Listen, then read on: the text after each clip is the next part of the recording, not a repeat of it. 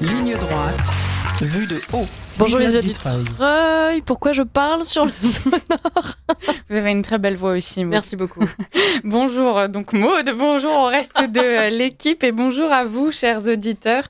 Alors ce soir, il y a de fortes chances pour que de mignons bambins sonnent à vos portes pour récupérer des friandises. Aujourd'hui, Halloween est dans la tête de tout le monde. Et alors forcément, on a des sentiments assez partagés sur Radio Courtoisie concernant cette fête. On considère bien évidemment ses racines chrétiennes et on trouve dommage la façon dont elle a évolué aujourd'hui dans nos sociétés. On pointe du doigt forcément l'américanisation qui transparaît à travers tout cet univers qui a été mis en place, même cet esthétisme. Et aujourd'hui, donc pour en parler, pour parler plus largement du sacré dans nos sociétés, nous allons recevoir donc l'abbé Mathieu Raffray qui nous rejoint dans quelques minutes, qui est prêtre catholique, professeur de philosophie thomiste à l'université pontificale Saint-Thomas d'Aquin et donc très présent sur les réseaux sociaux Twitter, Facebook et Instagram. On vous invite à le suivre. Et puis nous sommes en présence aussi d'Isabelle Collin, diplômée en sciences des religions, cofondatrice des Antigones. C'est un mouvement de femmes qui a initié entre autres donc une réflexion sur le sacré et la transmission. Elle est aussi mère de 3 enfants, ce qui la pousse donc à accorder une grande importance à la Toussaint dans ses rituels familiaux. Bonjour Isabelle Collin. Bonjour à toute l'équipe, merci de m'accueillir ce matin. Ah non, mais merci à vous d'être avec nous. Puis on comprend aussi que vous avez donc des contraintes familiales. C'est d'autant plus aimable de votre part de réussir à être en ligne avec nous à cette heure où généralement les enfants vous occupent beaucoup.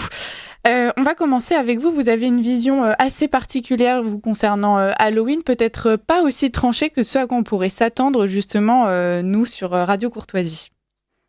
Alors en effet, premièrement c'est une période de l'année que j'aime beaucoup, que je trouve extrêmement riche et c'est vrai que plus j'ai réfléchi à cette fête et plus j'ai senti la nécessité de sortir de ce manichéisme finalement des ténèbres et de la lumière dans lequel on enferme un peu le débat Halloween versus Toussaint.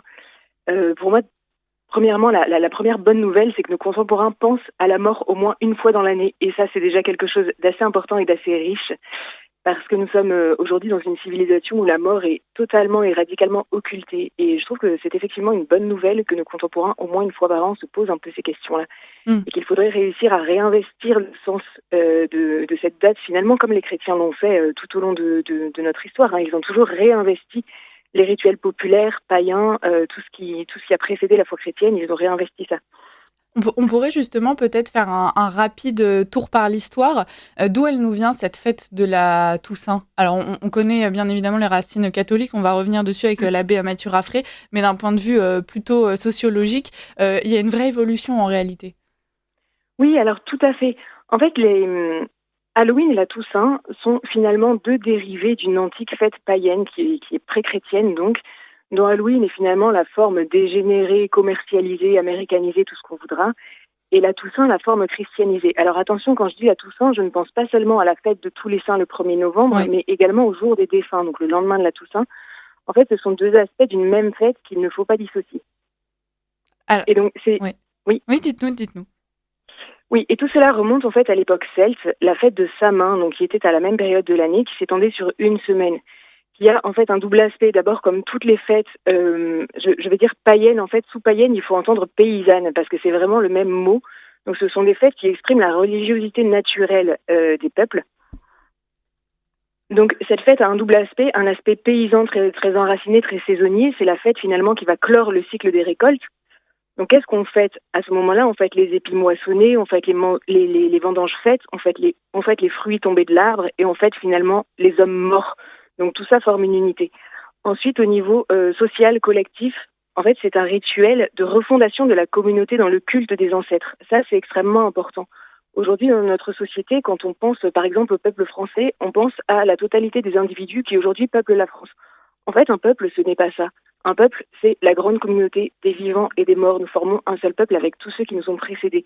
Nos anciens avaient un sens très profond de cette réalité-là, et nous avons un peu perdu cela. Nous avons un peu tout horizontalisé, et nous avons perdu ce sens de la communauté que nous formons avec ceux qui nous ont précédés, et qui, en tout cas, si on en croit ce que nous dit la foi chrétienne, qui existe encore. Saint Augustin dit « les morts ne sont pas absents, ils sont invisibles ». Mais ils sont toujours là et ils sont toujours vivants finalement, même si c'est une existence incorporelle. C'est du moins ce que dit la foi chrétienne. Dans d'autres peuples aussi, par exemple, chez les Amérindiens, on a une très vive conscience de cela. Tous les ans, les Amérindiens font un petit peu la même chose. Ils appellent cela former le cercle des vivants et des morts. À l'époque celte, c'était aussi évidemment une assemblée de guerriers, donc qui communiaient dans le culte des héros. Et il y avait notamment lors de cette fête de Samin, alors quand il y en avait besoin, évidemment pas tous les ans, mais c'était au moment de cette fête que se plaçait l'élection du roi.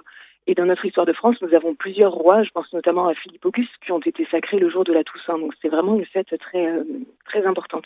Et ce qui prime, c'est vraiment cette dimension clanique et communautaire de vraiment refondation du peuple dans le culte des ancêtres. Et effectivement, même les chrétiens ont perdu la conscience de ça.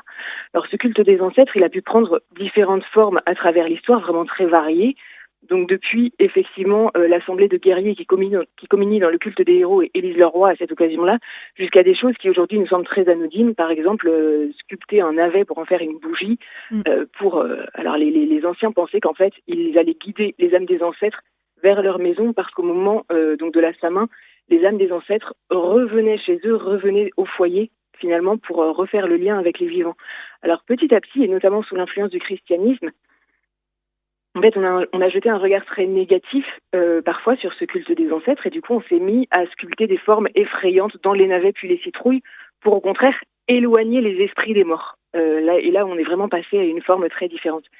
Mais on remarque que, par exemple, en Pologne, on a encore de superbes illuminations dans les cimetières, donc pour honorer les défunts. Vraiment, tout ça peut prendre des formes très variées.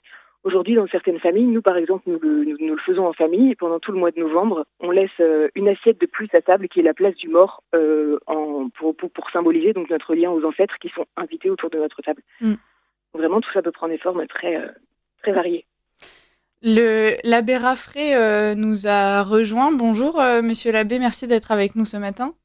Bonjour, monsieur l'abbé. Bonjour à tous. Bonjour.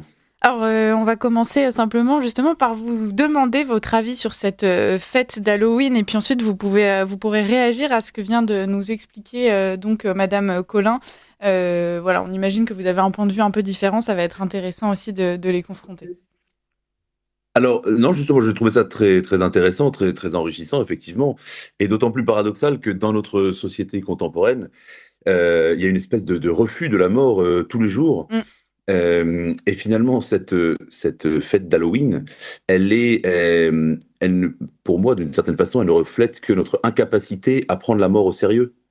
Et alors, vous me direz, on peut s'amuser justement des choses qui nous effraient, tout à fait. Mais je pense que malheureusement, dans le cas actuel, eh bien, on a remplacé quelque chose de cette culture ce culte des ancêtres, ce respect pour le temps long, pour l'héritage, pour le lien avec le passé. On l'a remplacé par quelque chose de tout à fait commercial et de tout à fait disons superficielle. Et moi, c'est ce que je regarde le plus dans cette fête d'Halloween, c'est qu'elle a été importée, elle a été fabriquée pour des intérêts commerciaux. Et il me semble que dans notre culture, en tout cas, elle n'a aucune place.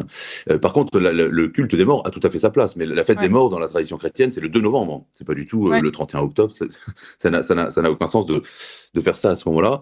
Et il y a un aspect en plus. Est-ce que je peux réagir là-dessus, si vous me permettez ? Oui. Tout à fait, bien sûr. Il me semble qu'originellement, si on remonte un petit peu plus loin dans le temps, quasiment toutes les grandes fêtes de l'année, ce n'est pas sur une journée ponctuelle, ce sont vraiment des fêtes qui se déclinent sur quasiment une semaine entière. C'est le sens de nos octaves chrétiennes, si je ne dis pas de bêtises, mais là vous êtes peut-être plus compétent que moi sur ces sujets-là. Mais notamment la fête de la Toussaint, en fait, elle se décline sur plusieurs jours. On a donc effectivement le 31 qui célèbre la fête de tous les élus, tous ceux qui sont dans la joie du ciel, mais finalement le jour des défunts, c'est la même fête, c'est simplement une déclinaison de ce même culte des morts, en fait, finalement, qui a été christianisé. Est-ce qu'on ne peut pas dire cela ? Si, on pourrait dire cela. Je pense effectivement qu'il y a un lien. Vous savez, les fêtes chrétiennes reprennent des attitudes et des sentiments naturels de l'âme humaine et donc de tous les peuples et de toutes les civilisations. Le christianisme ne détruit pas l'humanité ou les règles sociales. Et donc même ce qui vient du paganisme, mais le christianisme les surélève et leur donne un sens vrai, un sens plus juste. Donc oui, le fait qu'une fête puisse être célébrée sur plusieurs jours et qu'il y a un lien effectivement au moins symbolique entre la fête des saints le 1er novembre et la fête des morts le 2 novembre, C'est tout à fait légitime. Donc, en effet, enfin, j'ai pas d'objection à ça. On pourrait vous rappeler ce qu'a dit Isabelle Collin en début d'interview, parce que vous n'étiez pas encore avec nous, Monsieur l'abbé. Elle nous expliquait que même si on pouvait justement critiquer cet aspect très américanisé de la fête d'Halloween, il fallait quand même considérer le fait qu'une fois justement dans l'année, ça permettait aux gens de penser à la mort, même si c'était mal fait, qu'au moins il y avait cet aspect-là. Qu'est-ce que vous en pensez ?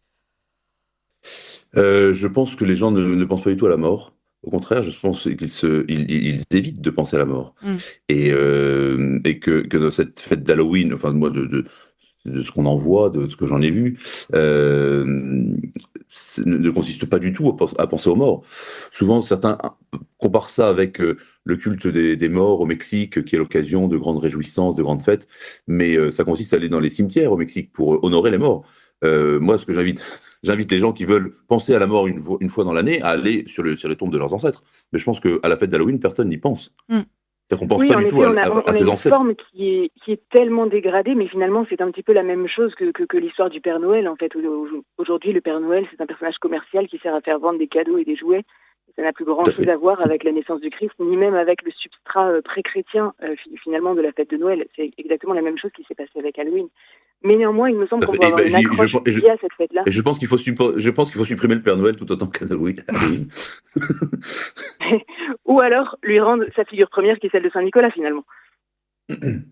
Oui, tout à fait. Alors ça, là-dessus, si vous dites que cette fête d'Halloween, c'est l'occasion de parler des morts et du culte des morts, alors ça, je suis tout à fait d'accord, et de rechristianiser effectivement cette tentative de penser la mort. Mais vous voyez, ce que je voulais dire tout à l'heure, c'est que finalement, à Halloween, on ne va pas honorer ses ancêtres, on n'honore pas ses morts, mais on a transformé cette fête en quelque chose d'hyper commercial et donc de très individualiste. Et les gens qui se disent on va fêter Halloween, c'est juste un prétexte. Donc ils ont complètement perdu le sens. Alors, non, allez-y, de même que pour Noël, effectivement, de même que pour Noël, beaucoup ont complètement perdu le sens de la nativité. Et je pense que c'est en particulier le rôle d'un prêtre et le rôle des chrétiens de montrer que ces fêtes ont un sens, elles ont une origine, et elles n'ont de sens que si on retrouve leur sens premier, leur origine. Et comme vous l'avez souligné tout à l'heure, justement, ce lien avec les ancêtres, avec ceux qui nous ont précédés. Isabelle Collin parlait aussi justement de cette continuité et de cette importance de reformer le cercle. Elle parlait de ces rituels païens à l'époque qui avaient pour objectif justement la refondation de la communauté. Tout le monde se rassemblait autour de ce culte des ancêtres. Aujourd'hui, est-ce que ce qu'on a fait de cette fête, à travers Halloween notamment, c'est pas justement aussi quelque chose qui s'inscrit parfaitement dans cette espèce de société hors sol qu'aujourd'hui on veut nous proposer, où finalement la chaîne est brisée avec tout ce qui nous a précédé. Oui, totalement. Et effectivement, aujourd'hui, ça n'a plus rien à voir avec cela. Il faut dire qu'autrefois, notamment à l'époque celte, la Toussaint, c'est la fête communautaire par excellence. Il faut aussi, en fait, retrouver le sens originel des fêtes. Aujourd'hui, nous sommes des individus qui payons pour consommer de la fête un petit peu à la carte. À l'époque, c'est pas du tout comme ça que ça se passe. À l'époque, les fêtes de l'année, ce sont des événements communautaires qui sont obligatoires, qui sont gratuits parce que payés par les riches, globalement, sont obligatoires. Si vous ne participez pas à la fête, vous vous excluez de la communauté. Donc on est vraiment dans une dynamique extrêmement différente. Et le but de cette fête de la Toussaint, qui est la fête communautaire et clanique par excellence, c'est effectivement de reformer le cercle des vivants et des morts, donc le peuple. Et en termes chrétiens, finalement, quand on regarde la liturgie, l'accent est mis sur la communion des saints et des anges. Moi, j'aime bien dézoomer un petit peu pour comprendre le sens des fêtes. Si on dézoome autour de la Toussaint, il y a quoi ? Il y a, qui précède la Toussaint de quelques jours, la fête de la royauté du Christ, qui est une fête eschatologique et non pas politique, et qui vraiment célèbre la récapitulation de toutes choses dans le Christ, donc de tous les temps, de tous les peuples et de la création entière. Autour de la Toussaint, on a aussi quoi ? On a aussi les derniers dimanches après la Pentecôte, où les textes vont nous parler de l'Apocalypse, donc de l'accomplissement des temps. Et si on dézoome encore un peu plus, le mois d'octobre, traditionnellement, en tout cas c'est ce que j'ai appris au catéchisme de mon enfance, mais monsieur l'abbé, vous me corrigez si je dis des bêtises, au mois d'octobre, on est invité plus particulièrement à prier les anges, donc les esprits protecteurs finalement, qui sont des esprits protecteurs des individus, mais aussi des communautés, des peuples, éventuellement des nations. Et au mois de novembre, le mois de novembre tout entier nous invite à prier pour les défunts. Donc vraiment, cette fête, elle vient s'insérer dans tout un cadre qui lui donne, je crois, la plénitude de son sens et qui insiste énormément sur notre destinée communautaire y compris pour les chrétiens sur le plan eschatologique. Nous sommes appelés à former le peuple de Dieu finalement dans l'éternité. Je crois que c'est vraiment de ça qu'il s'agit. Monsieur l'abbé. Non, je suis tout à fait d'accord. Vous dites ça très bien. Vous dites ça très bien, mais c'est d'autant plus grave justement d'avoir brisé ce cercle. Et je pense que cette fête d'Halloween ne contribue non seulement pas à reformer le cercle avec les défunts et ce cercle eschatologique, comme vous avez dit, mais au contraire participe à sa destruction. Et même pour but pour intention cachée ou pour symbolisme de le détruire, de remplacer cette fête communautaire, ce regard vers l'au-delà, ce regard qui englobe le passé et la fin des temps, de le remplacer par une vision complètement individualiste, consumériste et finalement qui participe à briser ce cercle et à détruire donc les fondements de notre société. Oui, tout à fait, notamment parce qu'elle présente les morts sous des masques totalement effrayants, donc sous des dehors extrêmement négatifs et pas du tout comme des proches qu'il s'agit de retrouver finalement. Alors, oui, tout à fait, mais moi j'irais même un peu plus loin parce que, si vous voulez, cacher la mort sous des masques effrayants, des têtes de mort, c'est des choses qui ont toujours existé dans les cimetières, dans les représentations. Sauf que là, en fait, à Halloween, les gens ne se déguisent pas en morts, ils se déguisent en blessés, et enfin, ce qui est représenté, c'est le caractère sanglant, le caractère horrifique, brutal, violent de la fête d'Halloween. Le plus beau déguisement, c'est celui qui aura l'apparence la plus repoussante. Donc, ça va bien au-delà de la représentation de la mort. C'est plutôt une représentation de la violence de notre société qu'on trouve dans les films d'horreur. C'est le même principe, quoi. Je pense que dans les films d'horreur, on ne peut pas prétendre qu'il y a une réflexion sur la mort et sur l'au-delà. C'est plutôt une recherche de... On pourrait d'ailleurs faire un petit détour par ce sujet, Monsieur l'abbé, c'est très intéressant. Cette façon que notre société a de vouloir en permanence, justement, éliminer cette violence de la société. On nous explique, et dans tous les discours bien pensants, que justement, la violence est en permanence illégitime. On la diabolise énormément, pour le coup, quel que soit le but recherché. Et pourtant, justement, dans les films, dans les jeux vidéo, et donc pendant cette fête d'Halloween, on se retrouve avec des enfants, parfois très jeunes, qui justement sont grimés dans des tenues, des personnages parfaitement horrifiques. Il y a un énorme paradoxe. Est-ce que c'est pas une forme aussi presque d'exutoire ? Je dirais plutôt que c'est une forme d'absurde, parce que c'est une forme d'absurde, parce que, comme vous le dites, on essaie de supprimer la violence de la société et on désigne celui qui emploie la violence comme celui qui s'exclut de la société. Ouais. Et pourtant, on fabrique, notre société est une fabrique de gens violents, de gens d'ailleurs qui aiment la violence. Et donc, sous prétexte de l'interdire, eh bien, on l'a fait aimer, non pas secrètement, mais même intérieurement. Et donc, on fabrique des monstres. Enfin, au sens large du terme. Au sens large du terme, dans le sens où on fabrique des gens violents. C'est ce qui se passe quand il y a une attaque terroriste, on dit oui, c'était quelqu'un d'incontrôlable, etc. Oui, évidemment, mais il avait nourri en lui pendant des années une espèce de violence qu'on lui a interdit d'exprimer, mais qui existait nécessairement. Et les tueries de masse aux États-Unis, etc., où souvent ce sont des espèces de geeks qui ont passé toute leur adolescence enfermés devant leur ordinateur, et qui, non seulement cette violence canalisée n'est pas un exutoire, mais au contraire, elle est une fabrique de violence. Ouais. Et effectivement, on pourrait faire un parallèle avec cette fête d'Halloween et le fait qu'on ne regarde pas la mort en face, on en détourne les yeux, et en fait, non seulement ça ne canalise pas notre peur de la mort et notre rejet de la violence, mais ça le démultiplie, et ça fait des violents en puissance qui un jour vont se révéler de façon brutale. Ouais. Alors, oui, je suis totalement d'accord avec vous là-dessus. Et effectivement, c'est le meilleur moyen. Donc, cette négation globale de la mort et de la violence, c'est le meilleur moyen pour qu'elle nous revienne dessus de manière totalement imprévisible et non cadrée.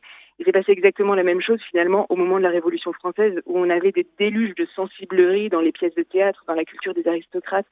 On était très sur du sentimentalisme très très très féminin finalement. On avait une négation de l'héroïsme, de la violence telle qu'elle a pu être cadré par exemple par la civilisation médiévale. Au XVIIIe siècle, on a une civilisation qui devient de plus en plus sentimentale et finalement, au moment où éclate la Révolution, cette violence qu'on n'avait plus appris à canaliser se déchaîne dans des proportions proprement hallucinantes.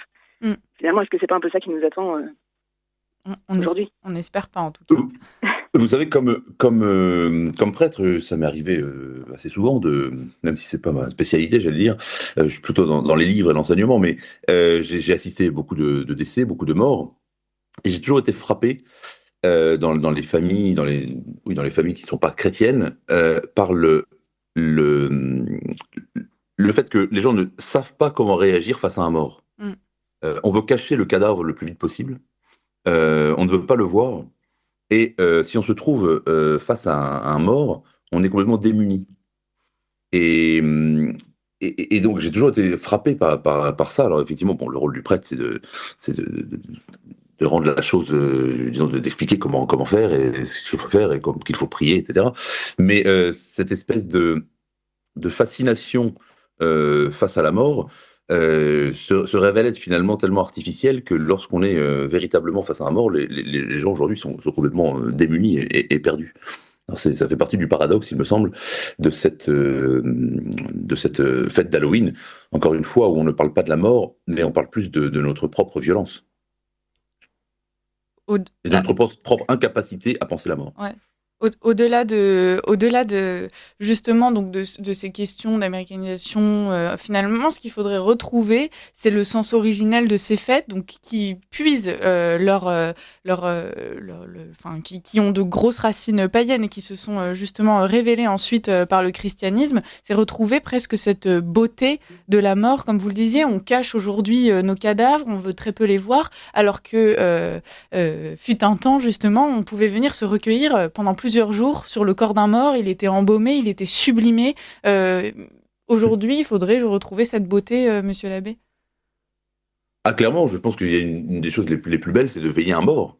Veiller un mort, c'est très... non seulement c'est pas du tout effrayant, mais au contraire, une fois qu'on a évidemment passé la première barrière de la sensibilité, c'est très beau parce qu'il y a un cadavre, ça s'appelle comme ça. C'est une certaine... ça représente une certaine paix. Et quand on est chrétien, on croit que cette paix, elle est une paix de l'âme, d'abord. Et donc, le fait de veiller un mort avant de l'enterrer, c'est quelque chose qui, déjà, qui apprend à affronter soi-même la mort, et ensuite qui nous fait un lien avec le défunt. Qui fait qu'on ne s'en est pas séparé, on ne veut pas le supprimer, on ne veut pas l'abandonner. Et par exemple, le phénomène aussi, qui est de plus en plus répandu, de la crémation, relève de la même mentalité, où on ne veut pas, parce que le principe de l'enterrement, c'est de donner à nos successeurs, à notre peuple, à la communauté à laquelle on appartient, de lui donner un lieu de recueillement et donc un lieu de transmission. Comme dit un auteur, je crois que c'est Bainville qui dit ça, là où sont tes ancêtres, là est ta terre. C'est là où nos racines, comme un arbre a des racines dans une terre précise, nos racines sont là où sont enterrés nos morts. Ouais. Et donc, cette permanence de la mort est très importante pour reformer une communauté, effectivement. Isabelle Collin. Oui, tout à fait, tout à fait. Alors là, c'est peut-être un petit peu la mère de famille qui va s'exprimer chez moi, puisque j'ai trois enfants qui sont en bas âge, l'aîné a 8 ans, le petit dernier a 3 ans. Et c'est vrai que moi, j'aime beaucoup utiliser cette fête, notamment justement pour transmettre et pour apprendre à mes enfants ce que c'est que la mort. Je crois que c'est important de leur en parler assez tôt. Moi, j'ai été frappée dans l'école de mes enfants. Une prof de SVT a eu le malheur de parler de la mort des végétaux en cours à ses élèves. Et alors, elle s'est faite allumer par les parents parce qu'elle a parlé de la mort. Et donc, c'est vous dire à quel point on occulte totalement le sujet. Et moi, je vois au contraire avec mes enfants que plus on leur en parle tôt, plus ils sont apaisés avec ces sujets-là. Et je trouve ça vraiment beau de profiter de cette fête pour évoquer ces sujets-là avec les enfants. Moi, les enfants aiment beaucoup, notamment faire des visites au cimetière, aller fleurir les tombes, aller prier pour les morts. Notamment mon deuxième est très sensible à ça. Et comment est-ce qu'on peut traduire finalement cette dimension communautaire de la fête, toutes les traditions qui sont associées en famille. Alors là, c'est ma petite expérience à moi, on peut faire d'autres choses. Et effectivement, le fait de laisser cette place à table supplémentaire pour le mort, les enfants visualisent très bien ce dont il s'agit. Moi, parfois, quand j'oublie, ce sont les enfants qui me le rappellent, donc ils y tiennent et je trouve ça beau. Alors nous, on a aussi une grande table ronde à la maison. Alors pour visualiser ce cercle des vivants et des morts, on fait un petit cercle de bougies. C'est pas grand-chose, mais là aussi, les enfants sont très sensibles aux symboles. Ils aiment beaucoup ça. Ça peut être aussi l'occasion, pourquoi pas, de ressortir les arbres généalogiques. Quand on a la chance dans une famille d'avoir une lignée, d'avoir un arbre généalogique, mettons-le en valeur et partageons ça à nos enfants. Alors moi, c'est pas du tout mon cas, mais si c'était mon cas, j'aimerais beaucoup pouvoir montrer mon arbre généalogique à mes enfants. Pourquoi pas leur parler aussi de l'histoire de France. Nous lisons des histoires en famille quasiment chaque soir. Novembre, c'est le moment de l'année où on va lire davantage sur l'histoire de nos ancêtres, parce que justement, on a ce lien avec les morts mis en valeur au mois de novembre. Importance aussi également du chant. On a des liturgies chrétiennes qui sont sublimes au moment du 2 novembre. Apprenons-les, sachons-les par cœur, apprenons-les à nos enfants. Elles sont sublimes, mais elles ne sont pas si difficiles à apprendre en réalité. C'est une richesse incroyable. Et après, on peut imaginer toutes sortes d'autres choses. Quand on parle de ces symboles, justement, monsieur l'abbé Raffray, là, depuis le début de l'émission, on parle de cette importance de retrouver une forme de spiritualité. Cette spiritualité, elle se concrétise justement à travers ces symboles, et on a besoin de choses matérielles et de symboles, justement, pour pouvoir laisser transparaître toute cette spiritualité. Oui, exactement. Et je pense que le meilleur moyen d'honorer ses morts, c'est cette tradition chrétienne de visiter les cimetières. Visiter les cimetières, vous disiez avec les enfants, évidemment, les enfants ont beaucoup moins peur de la mort que les adultes d'ailleurs. Mais visiter les cimetières, la tradition chrétienne, enfin l'enseignement de l'Église, c'est que on peut obtenir des grâces particulières, ce qu'on appelle des indulgences pour nos défunts. Les indulgences, c'est ce pouvoir qu'a l'Église de partager les mérites des uns et des autres au nom de la communion des saints. C'est aussi une très belle notion communautaire. La communion des saints, c'est dit en une phrase que j'aime beaucoup de Bernanos qui dit on ne vit et on ne meurt pas chacun pour soi, mais les uns pour les autres, et peut-être même les uns à la place des autres. Et donc se dire que ceux qui sont partis avant nous, ceux qui sont décédés, ceux qui nous ont précédés, eh bien ont porté ou portent aujourd'hui une part de nos mérites, ou ont bénéficié de nos mérites, ou nous obtiennent aujourd'hui des mérites. Donc on a un lien spirituel très fort avec, en particulier avec nos ancêtres. Et donc visiter les cimetières chaque jour du mois de novembre, c'est au moins la première semaine pendant l'octave de la fête de la Toussaint, de la fête des morts, eh bien, c'est une très belle tradition, aller fleurir les tombes. Donc vraiment, moi, j'encourage ceux qui nous écoutent de prendre cette résolution pour le mois de novembre, non pas aller se déguiser en sorcière pour le jour d'Halloween, mais plutôt aller visiter un cimetière et prendre ça au sérieux, prendre ce culte des morts au sérieux et retrouver ce lien avec nos ancêtres. Je me souviens, on allait toujours en famille, quand on était petit, le jour des morts ou dans les jours qui suivaient, visiter les cimetières. Et ce qu'on aimait beaucoup faire, c'est mes parents qui nous incitaient à faire ça. On allait prier sur des tombes, soit des petits-enfants. Vous savez, dans les cimetières, il y a toujours des lieux pour les enfants décédés. Alors, nous, on était touchés par ça, évidemment, encore plus comme enfants. Mais aussi prier sur les tombes qui ont l'air complètement abandonnées. Les tombes où on a l'impression que personne ne les visite, qui ont été oubliées par leurs descendants.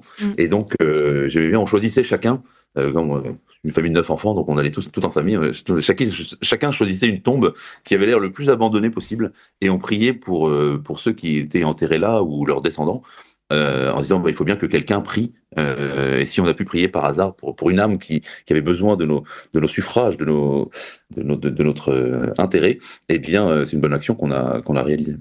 Mais on comprend qu'au-delà des actions qu'on peut poser dans le cercle intime, familial, comme nous l'expliquait Isabelle Collin, on a tout intérêt aussi justement à poser de façon visible des actes qui pourraient du coup être présentés comme une alternative justement face à Halloween, une façon autre de célébrer ces jours-là, quelque chose qui pourrait inspirer les gens et donc sortir de cette simple aigreur et de se dire bon bah non, moi je ne participe pas à Halloween, je laisse ça loin de moi, je fais mes trucs dans mon coin. Il faut rayonner, monsieur l'abbé. Oui, il y a beaucoup d'écoles catholiques qui, à l'époque pour la Toussaint, eh bien, organisent des processions des saints, demandent aux enfants de se déguiser, enfin aux parents de déguiser leur enfant comme le saint patron dont ils portent le nom. Et ça, il me semble que c'est une très très belle chose. Organiser peut-être une petite fête des saints pour que chaque enfant sache quelle est la signification du prénom qu'il porte. Pourquoi, lorsqu'il a été baptisé, on lui a donné le nom d'un saint qui est mort. Mais qui est mort et dont on garde le souvenir avec grande admiration. Vous savez, pour marquer l'histoire du monde et pour rester dans la mémoire des générations suivantes, il n'y a que deux façons. Soit il faut être un grand tyran qui a massacré des millions de gens, soit il faut être un saint. Donc, il me semble beaucoup plus intéressant de ce culte des saints et de donner un nom aux saints. Vous savez, peut-être que ça fait partie du paradoxe de la fête d'Halloween, c'est qu'en fait, on se déguise en mort, mais pas dans des morts qui ont des noms. On se déguise pas en telle ou telle personne. On se déguise, on invente un déguisement de quelque chose d'absurde, de quelque chose de moche. Alors que le culte des saints, c'est le culte d'une personne qui a vraiment existé, qui nous a précédés sur cette terre, qui a marché et dont on marche dans ses pas. Imiter un saint, c'est ça que ça veut dire. Et donc, voilà, souvenons-nous de gens qui ont un nom, qui ont un prénom. Alors, tout à l'heure, Madame parlait de son arbre généalogique, des ancêtres qu'on connaît de notre famille. C'est très très beau, ça, je trouve ça magnifique. Et évidemment, j'encourage tous ceux qui nous écoutent à le faire. Mais le culte des saints, vous voyez, fait partie de la désanonymisation de la mort. On admire ceux qui nous ont précédés, et donc se rappeler soi-même du nom que l'on porte et de celui qui a porté ce nom avant nous, c'est une très belle chose. Isabelle Collin, si vous voulez réagir et puis nous parler justement de cette façon dont on peut aborder la mort avec les enfants, vous nous en avez déjà un peu dit. C'est vrai que beaucoup de parents pourraient spontanément penser que c'est un sujet tabou, un sujet sensible, qu'il faut éviter justement d'aborder avec ses enfants, ou en tout cas de façon trop sérieuse. Et donc peut-être que le déguisement, c'est aussi une façon d'éviter le sujet. Qu'est-ce que vous préconisez justement ? Alors effectivement, je pense que c'est une grosse erreur de vouloir occulter le sujet pour préserver la sensibilité des enfants, parce que tout le monde le sait, même si tout le monde veut l'oublier, mais la mort peut frapper n'importe quand, à tout âge et n'importe où. Donc si vous laissez votre enfant démuni sur cette question-là, le jour où il sera confronté à la mort, il va le vivre comme un drame. Alors que si vous lui en parlez de manière apaisée, mais ça suppose d'être soi-même apaisé sur la question de la mort, mais si vous lui en parlez tôt de manière apaisée, finalement, la mort ne posera aucun problème pour lui et il sera même beaucoup plus apaisé que vous face à ce sujet-là. Pardon, c'est quelque chose qu'on constate souvent. Et je vais même dire que plus l'enfant est précoce et intelligent, et plus il faut lui en parler tôt. Moi, j'ai remarqué qu'avec un de mes enfants, j'avais pris un petit peu de retard, parce que la première fois que j'ai évoqué le sujet avec lui, il a eu peur. Chose que j'avais pas du tout constatée chez mes autres enfants, pour qui ça a été d'emblée très naturel. Ils ne sont pas posés trop de questions. Les enfants qui se posent beaucoup de questions, au contraire, ils ont besoin qu'on leur en parle assez tôt, avec des mots très simples. Avec des mots très simples, mais surtout de manière apaisée. Et j'ai envie de rajouter deux petites choses, notamment pour les familles qui ne sont pas chrétiennes et pour qui se déguiser en saint aurait peut-être moins de sens. Pourquoi pas se déguiser en un ancêtre réel de sa famille, ou pourquoi pas un ancêtre fictif de l'histoire de France, par exemple, une figure symbolique à laquelle on est attaché, dans laquelle on se reconnaît. C'est aussi une manière de rendre un culte naturel à ceux qui nous ont précédés et d'inspirer aussi nos vies par l'exemple de ceux qui nous ont précédés. J'aimerais bien, au-delà de la fête de la Toussaint, en fait, rappeler à quel point ces fêtes traditionnelles, souvent rituelles de l'année, sont un vecteur de transmission absolument essentiel. Dans nos sociétés, on a l'impression qu'on apprend tout via l'école et via les livres. Mais dans les sociétés du passé, où tout le monde n'allait pas forcément à l'école, où l'histoire de France n'était d'ailleurs pas enseignée à l'école. L'histoire de France, elle a été longtemps réservée aux rois, aux diplomates, aux généraux, et le peuple, lui, n'avait pas spécialement de cours d'histoire. Finalement, la mémoire, elle se transmettait comment ? Elle se transmettait par les fêtes communautaires de l'année, par les mises en scène qu'on imaginait, par la liturgie de certaines fêtes, par les discours, les veillées. C'était toute cette dimension festive, en fait, de l'année qui permettait cette transmission. Il y a un très beau passage de Saint-Exupéry dans Citadelle, où il évoque l'année telle qu'elle est façonnée par les fêtes. Une année normale, elle va de fête en fête, et ce sont ces fêtes qui structurent l'imaginaire et qui permettent cette transmission vraiment efficace tous les jours, avec les enfants, avec les plus âgés également. Et vraiment, ça, c'est quelque chose dont il faut reprendre conscience aujourd'hui si nous voulons réussir à transmettre, notamment dans ce contexte d'effondrement scolaire un peu généralisé. Je crois que c'est très important. Ouais. Vous parlez de ce besoin justement d'être apaisé soi-même pour pouvoir transmettre les choses de la meilleure façon qu'il soit. Monsieur l'abbé, cet apaisement, est-ce que pour l'atteindre, justement, il ne faut pas aussi reprendre conscience que la mort n'est pas une fin et qu'on peut imaginer une continuité, finalement, que ce soit par ce lien qui continue de perdurer entre les vivants et les morts, nos ancêtres et les enfants que nous aurons plus tard. Voilà, toute cette, finalement, considérer les choses dans un ensemble. Bien sûr, vous avez raison. Et je pense que dans cet aspect de la modernité, tout est lié aussi parce que, comme il vient d'être dit, en fait, une société est fondée par ces événements communs, ces événements communautaires.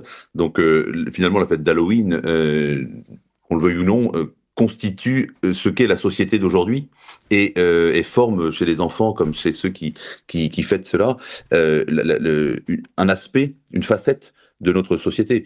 Et vous le remarquez, faites le lien très justement avec avec la négation de la vie éternelle et avec le fait que la vie, quand on pense que la vie s'arrête au moment de la mort, alors on ne peut pas célébrer ce qui suit la mort nécessairement, et on oublie ceux qui nous ont précédés, et on pense que le disparu de façon absolue. Donc pourquoi faire leur mémoire, pourquoi en parler?